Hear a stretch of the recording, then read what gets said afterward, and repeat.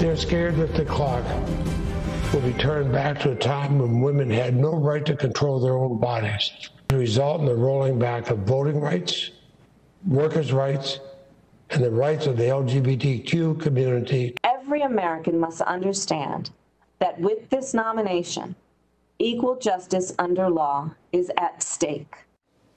Senate Democrats coming after Judge Barrett on day one of confirmation hearings, claiming she is a threat to the rights of women and minorities as Republicans focus on the nominee's credentials. Here to discuss, Judicial Watch President Tom Fitton. Tom, what do you make of these attacks about what Barrett would do when literally she is not supposed to say how she would rule in any case ever? Look, it's an old playbook that the left has been using against conservative judicial nominees for 30, 40 years now, and it doesn't work. There's a reason they didn't want to have this debate at all. Remember, they didn't want a confirmation process. It's because Americans don't want judges to make up law. They want them to apply the law. They don't want politicians in robes. So here you have arguments with Judge Barrett on policy as opposed to how she'll apply the law. And most Americans want legislatures to decide whether or not we're going to protect unborn life. They don't want the Supreme Court, for instance, to say that we have abortion on demand through the entire 9 months. And as far as the left is concerned, they want you all to pay for it. And this is why they're so upset about it. And more specifically, they're facing, they know there'll be political fights, or legal fights, I should say, before the court on election matters. And they're deathly afraid that people like Judge Barrett are not going to buy into changing the rules just before or just after the election to help them count votes to throw out the candidate they don't like, namely President Trump.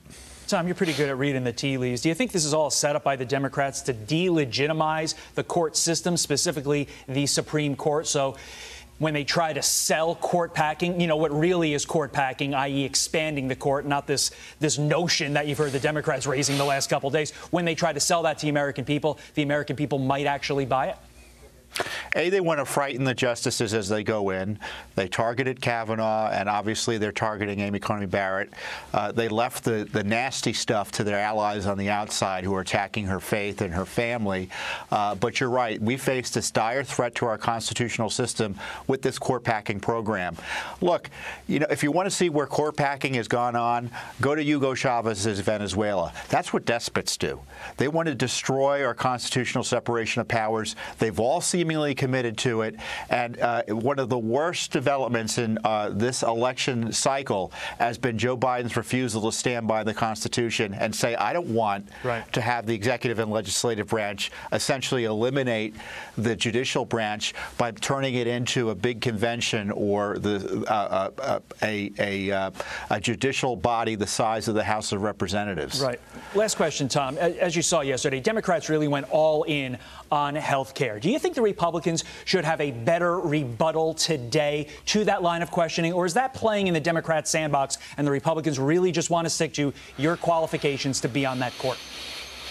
Yeah, they probably don't want to be talking about how any particular cases will come out. You know, I'm not playing a Republican here. I'm the head of Judicial Watch here, and Obamacare is unconstitutional. It's decimated our health care system. It's made it more expensive for people with pre-existing conditions to get health care.